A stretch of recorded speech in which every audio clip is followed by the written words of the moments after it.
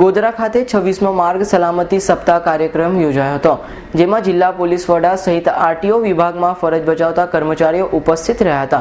પ્રજાલક્ષી કાર્યક્રમ હોય શહેરના નાગરિકો તેમજ આગેવાનો ઉપસ્થિત ન રહેતા જિલ્લા પોલીસ વડાએ નારાજગી વ્યક્ત કરી હતી.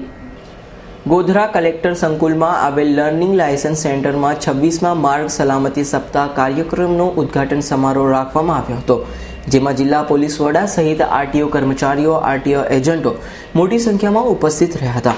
આ કાર્યક્રમ સપ્તાહ દરમિયાન ચાલનાર વિવિધ કાર્યક્રમો વિશે જાણકારી આપી હતી. સાથે કાર્યક્રમમાં ઉપસ્થિત તમામ લોકોને ટ્રાફિક નિયમોનું પાલન કરવાની પ્રતિજ્ઞા લેવડાવી હતી. તેમજ માર્ગ સલામતીના સંદેશ પાઠવતા બેનરો સાથે શહેરમાં બાઇક રેલી કાઢવામાં આવી હતી. સરકારના માર્ગ અને પરિવહન મંત્રાલય દ્વારા નવી દિલ્હી દ્વારા દર વર્ષે માર્ગ સલામતી સપ્તાહની ઉજવણી કરવામાં આવે છે. આજ રોજ વર્ષ 2015ની તારીખ 11/1/2015 26મું માર્ગ સલામતીનું ઉદ્ઘાટન આરટીઓ કચેરી ગોધરા ખાતે કરવામાં આવેલ છે. અને આ વખતે માર્ગ સલામતી સપ્તાહનું ભારત સરકાર દ્વારા સ્લોગન છે, it's safety is not just a slogan, it's a way of life.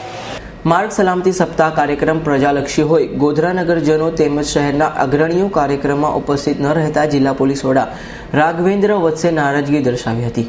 Hanif ભગતનો રિપોર્ટ, S9 ન્યૂઝ, ગોધરા.